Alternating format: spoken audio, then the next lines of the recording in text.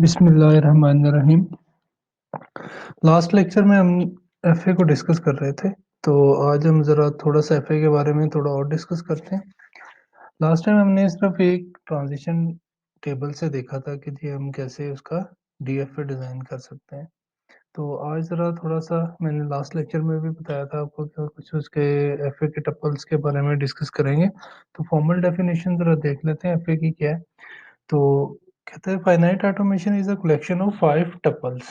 5 tuples में हमारे पास क्या-क्या है? क्यू है, सिग्मा है, उसके बाद हमारे पास ट्रांज़िशन फंक्शन आता है, हमारे पास इन्हीं स्टेट्स में से कोई एक स्टेट इनिशियल स्टेट होती है और कोई एक फाइनल स्टेट भी हमारे पास होती है। अब क्यू क्या है हमारे पास? क्यू हमारे पास फाइनाइट सेट ऑफ स्टेट्स हैं। सिग्मा हमें पता है कि सिग्मा हमारे पास finite set of input letters हैं जिससे हमारे पास स्ट्रिंग्स बनती हैं। इन्हीं फाइनाइट सेट ऑफ स्टेट्स में से क्यू नॉट हमारे पास एक इनिशियल स्टेट है और इन्हीं फाइनाइट सेट ऑफ स्टेट्स में से एफ हमारे पास कोई एक फाइनल स्टेट हो सकती है।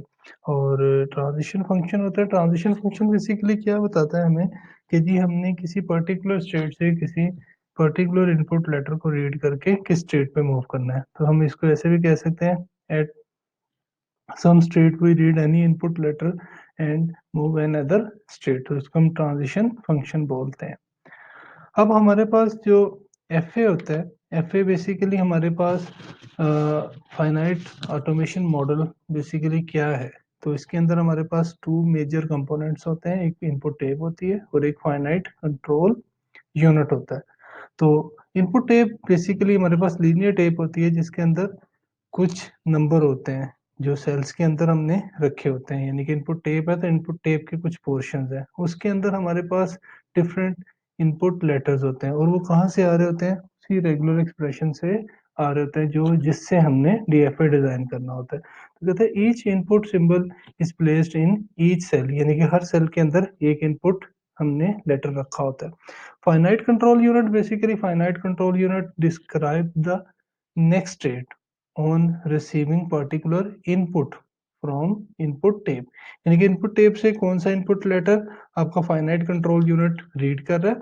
फिर वो क्या होता है, द टेप रीड्स जो है वो रीडर रीड करता है सेल को one by one from left to right, यानी कि टेप जो फाइनाइट कंट्रोल यूनिट होता है वो लेफ्ट टू राइट रीड कर रहा होता है। At a time only one input symbol is read. अब जैसा कि अब आप देखें कि ये हमारे पास एक फाइनाइट कंट्रोल यूनिट है। फाइनाइट कंट्रोल यूनिट में हमारे पास जो फाइनाइट कंट्रोल यूनिट क्या करता है, इस इनपुट टेब में से एक एक लेटर को वन बाय वन रीड करता है, तो लेफ्ट टू राइट वो रीड कर रहा होता है।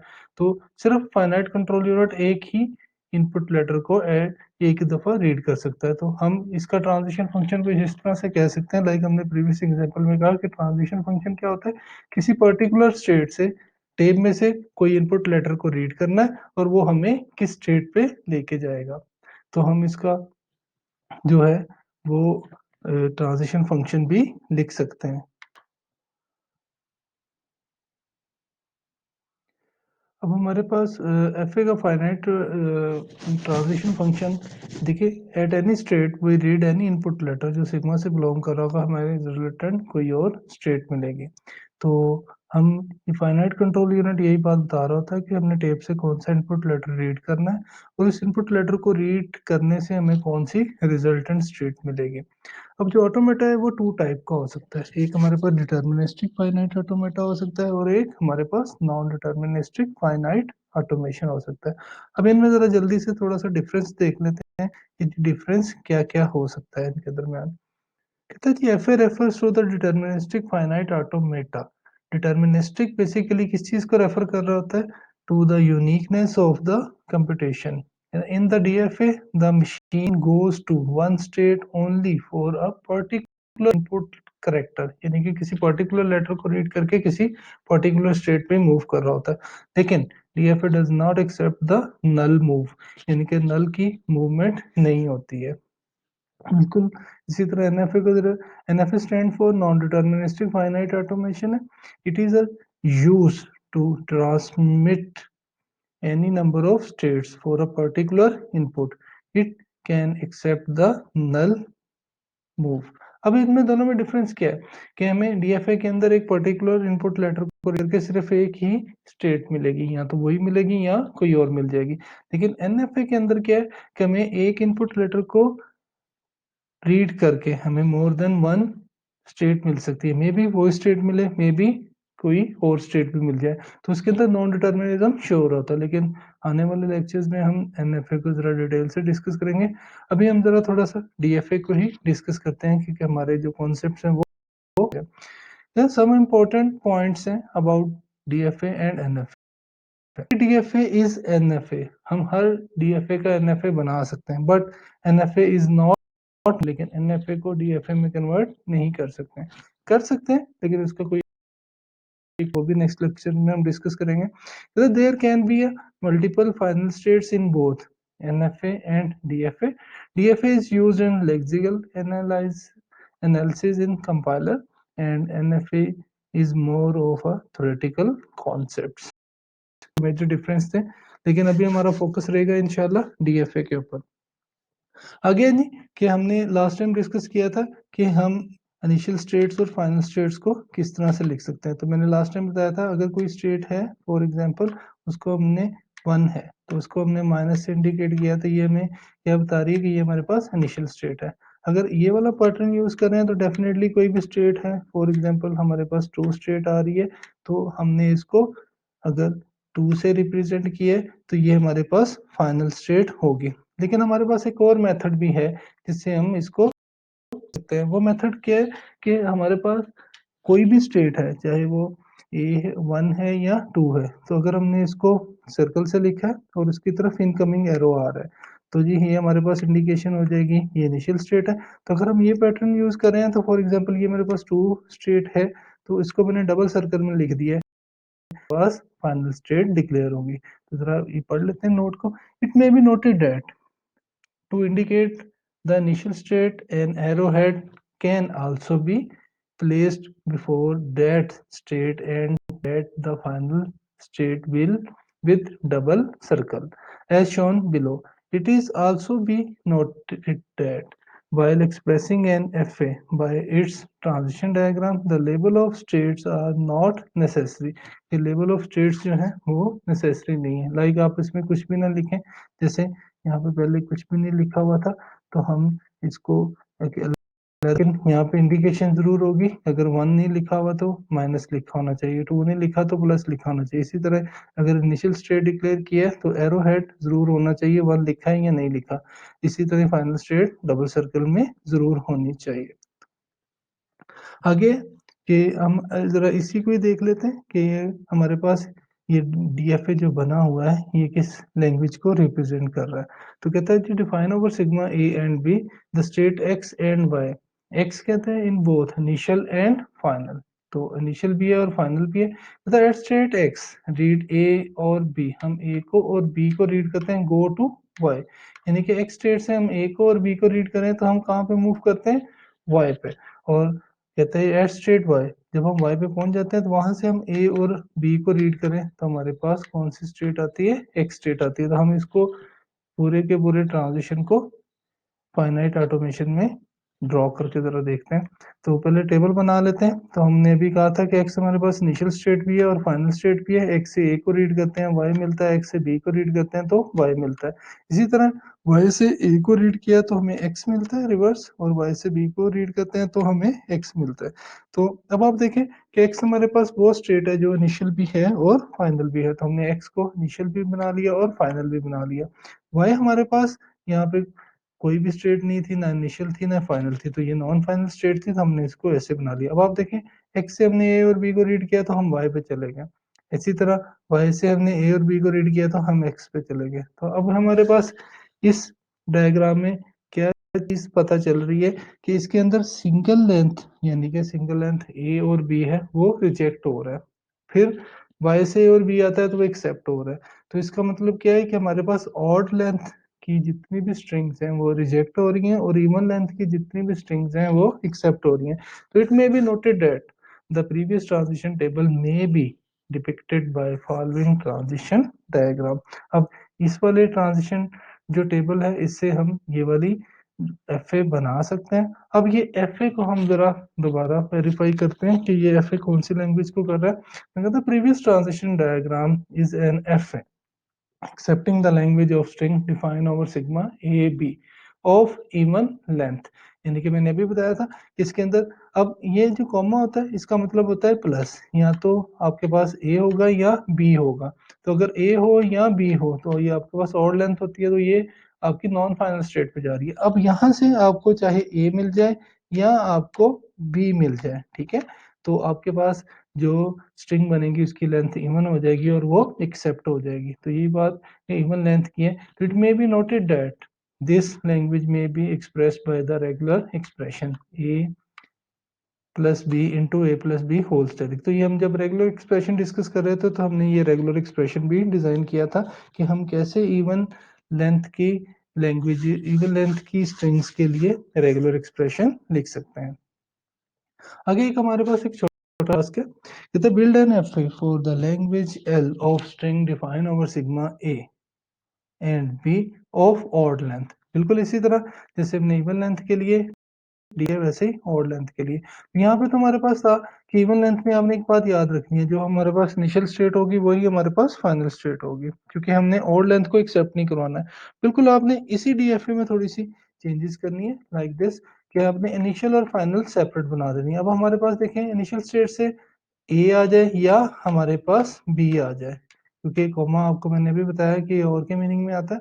तो चाहे ए आए या बी आए वो एक्सेप्ट हो रहा है, तो इसका मतलब है कि वन टाइम हमारे पास सिंगल लेंथ चाहे ए है बी है वो एक्सेप्ट हो रही है। अगर वो डबल हो रही है तो वो दोबारा इनिशियल स्टेट पे जा रही है जो कि रिजेक्ट हो रही है। फिर अगर यहाँ से हमें ए या बी मिलता है तो एक्सेप्ट हो रहा है। तो ये हमारे पास ऑड लेंथ की जितनी स्ट्रिंग्स होगी आपका ये फाइनाइट ऑटोमेशन उन स्ट्रिंग्स को एक्सेप्ट कर रहा होगा। बिल्कुल इसी तरह एक और एग्जांपल देखते हैं। Consider the language L of string define over sigma A B starting with B. आपने इनमें से जितने भी पॉसिबल कंकैटिनेशंस हैं उनमें से जो भी स्ट्रिंग्स बन रही हैं, वर्ड्स बन रहे हैं, उनमें से वो वर्ड लेने हैं जो बी से शुरू हो रहे हैं। तो इसका मतलब क्या है जी, हमारे पास regular expression B into a plus b steric है, लेकिन इसके पैरेलल हमारे पास एक और रेगुलर एक्सप्रेशन बनेगा जो ए into a plus b steric होगा। लेकिन हमें जो ए से शुरू होने वाली स्ट्रिंग्स हैं डेफिनेटली उनको एक्सेप्ट नहीं करवाना, तो वो हमारे पास किसी नॉन फाइनल स्टेट पे मूव करेंगी, वो फाइनल स्टेट पे नहीं जाएंगी। तो हम सारी बात है इनिशियल स्टेट से बात शुरू करेंगे। इनिशियल स्टेट से हमारे पास टू ट्रांजेक्शन है, एक हमारे पास ए की है और एक हमारे पास बी की है। हमने कहा था कि जी हमने वो स्ट्रिंग लेनी है, वो वर्ड लेना है जो बी से शुरू होगी। तो बी से शुरू होने वाली कहाँ जा रही है, फाइनल स्टेट पे मूव कर रही है, और ए से शुरू होने वाली कहाँ जा रही है, नॉन फाइनल स्टेट पे। अब बी से स्ट्रिंग शुरू हो गई है। अब आपको यहाँ पे पता है कि जी बी से शुरू हो गई है, ए प्लस बी स्टेरिक, अगर यहाँ पे नल भी आता है तो सिंगल बी को एक्सेप्ट होना चाहिए, और इसके बाद कुछ भी आ जाए, ए आ जाए बी आ जाए नल आ जाए, तो वो फाइनल स्टेट पे रहेगा। तो बी के बाद हमें ए प्लस बी में से कुछ भी मिलता है हम फाइनल पे ही रहेंगे। अगर स्ट्रिंग ए से शुरू हुई है तो वो डेफिनेटली किसी नॉन फाइनल स्टेट पे जाएगी। अब ए के बाद कुछ भी ना आए या इनमें से कोई भी पॉसिबल कंकैटिनेशन आ जाती है तो डेफिनेटली वो हमें नॉन फाइनल स्टेट पर ही रखेगी। इसी तरह एक और एग्जांपल है, कहते हैं consider the language L of string define over sigma A b ending in a. जैसे हमने कहा था इसी तरह एंडिंग इन ए।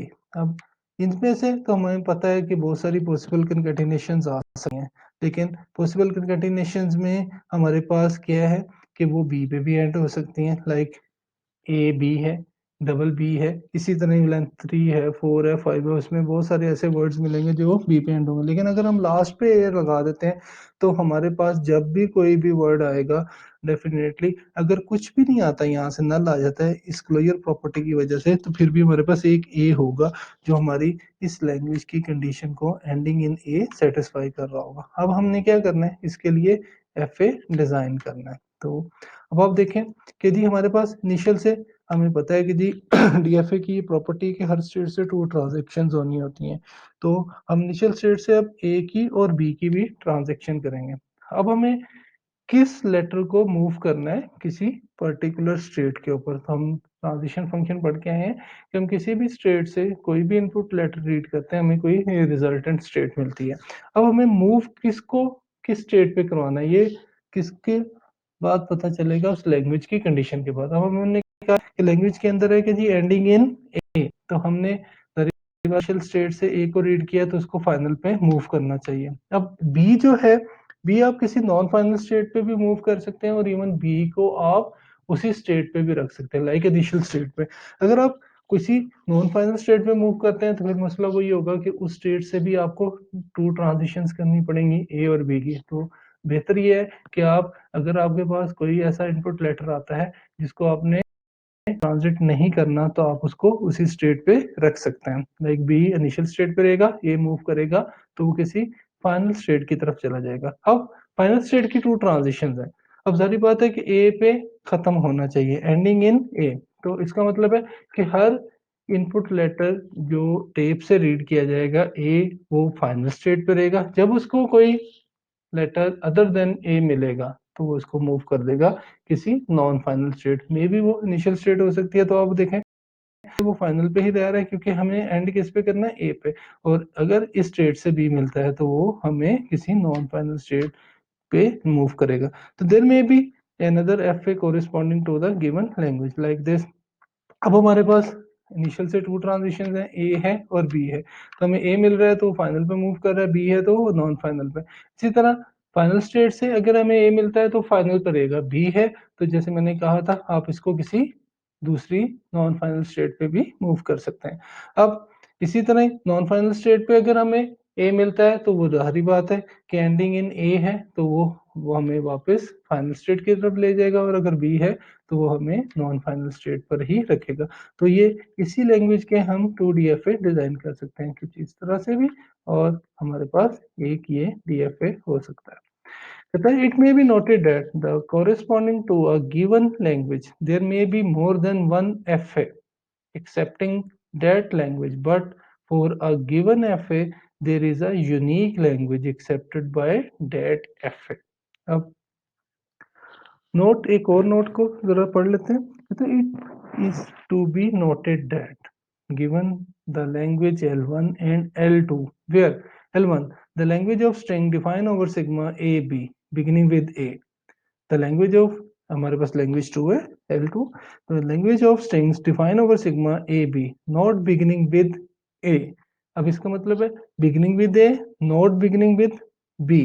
तो then, अब हमारे पास क्या है, अगर वो ए से beginning with A, not beginning with B, तो हमारे पास पॉसिबिलिटी क्या है, वो ए से भी शुरू हो सकती है, वो नल से भी शुरू हो सकती है। तो null does not belong to language 1 while it does belongs to language 2।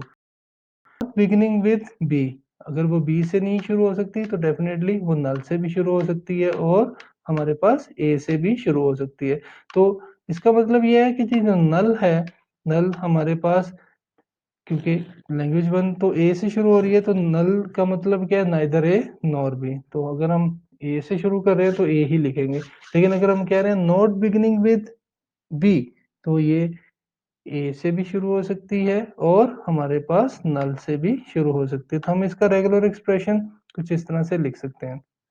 अब FA1 corresponding to language one क्या है, बिगिनिंग विद ए, तो ए से शुरू होने वाली फाइनल स्टेट पे है, उसके बाद कुछ भी आ जाए हम फाइनल स्टेट पे रहेंगे, ठीक है।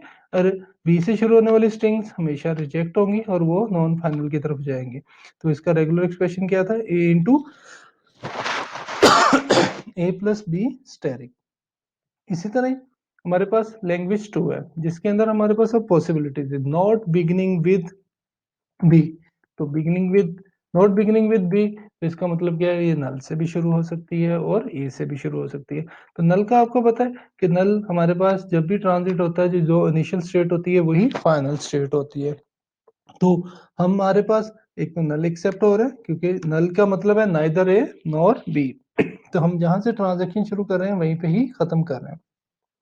इसी तरह हमारे पास ए आया, ए से हमने ए को ट्रांजिट किया इनिशियल स्टेट से और ये फाइनल की तरफ मूव कर गया। इसी तरह बी है तो वो ये नॉन फाइनल की तरफ मूव करेगा। अब इस डीएफए का जो हमारे पास रेगुलर एक्सप्रेशन होगा वो ए into a plus b asterisk plus नल आएगा, क्योंकि हमने जो इनिशियल स्टेट है उसको भी फाइनल बना रखा है। ऐसे ही हम एक और एग्जांपल को डिस्कस करते हैं। कहते हैं consider the language L of string of length 2 और मोर। हमने इससे प्रीवियस लेक्चर के अंदर ये देखा था, रेगुलर एक्सप्रेशन जब डिजाइन कर रहे थे तो उसमें था beginning with an ending in same letter, लेकिन लेंथ स्पेसिफाइड नहीं थी, तो उसका हमने regular expression a plus b plus a into a plus b asterisk plus b into a plus b asterisk b लिखा था। अब इसमें हमारे पास लेंथ क्या है, 2 और मोर है, तो इसका मतलब है ए प्लस बी, ये दोनों यानी कि सिंगल लेंथ की स्ट्रिंग्स इस डीएफए का पार्ट नहीं होंगी।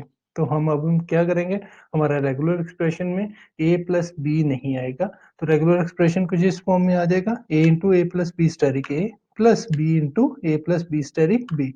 अगर स्ट्रिंग ए से शुरू हो रही है तो डेफिनेटली ए पे खत्म होनी चाहिए, अगर बी से शुरू हो रही है तो बी पे खत्म होनी चाहिए। तो कहता है it is to be noted that if the condition on the length of string is not imposed in the above language, the string a and b will be belongs to the language। तो इसका मतलब क्या है, हमारे पास a plus b, तो plus हमारे पास ये वाला पैटर्न जो हमने लास्ट टाइम भी डिस्कस किया था लेक्चर के अंदर वो आएगा। This language L may be accepted by the following effort. अब हमारे पास स्ट्रिंग बन रही है कि जी हमारे पास a into a plus B static A, b into a plus B static b। अब हमारे पास इनिशियल स्टेट से टू ट्रांजैक्शंस हैं, a की और b की। अब सारी बात है सिंगल लेंथ की स्ट्रिंग्स रिजेक्ट होनी चाहिए, क्योंकि हमने कहा है लेंथ 2 और मोर है, तो सिंगल a और सिंगल b आएगा तो वो किसी नॉन फाइनल स्टेट पे आएगा। अब हमारे पास नॉन फाइनल स्टेट्स, जारी बात है एक मैं इसको लेबल कर देता हूँ, फॉर एग्जांपल ये 2 है, ये 3 है, तो 1 को हम इनिशियल डिक्लेयर कर देते हैं। अब 2 और 3 से हमने टू ट्रांजैक्शंस करनी है, ए की भी और बी की भी। अब जारी बात है कि हम 2 और 3 को फाइनल भी नहीं कह सकते। अब 2 और 3 से ए और बी जब ट्रांजिट होगा तो हमने इस चीज को देखना है कि जी फाइनल की तरफ कौन सा मूव करेगा। तो हमने जो लैंग्वेज की कंडीशन है वो है beginning with and ending in same letter, तो इसका मतलब है 2 से अगर हमें ए मिलता है तो हमारी स्टार्टिंग भी ए से है, तो जारी बात है ए को कहाँ जाना चाहिए, फाइनल स्टेट पे जाना चाहिए, और बी को किधर, इसी स्टेट पे यानी कि नॉन फाइनल स्टेट पे रखना चाहिए। बिल्कुल इसी तरह अगर लेटर बी से शुरू हुआ है तो हमारे पास जो है वो ए नॉन फाइनल स्टेट पे रहेगा और बी जो है वो फाइनल पे चला जाएगा। तो हमारे पास क्या है, beginning with and ending in same letter है। अगर ए से शुरू हुआ है तो ए पे एंड हो रहा है, अगर बी से शुरू हुआ है तो बी पे एंड हो रहा है।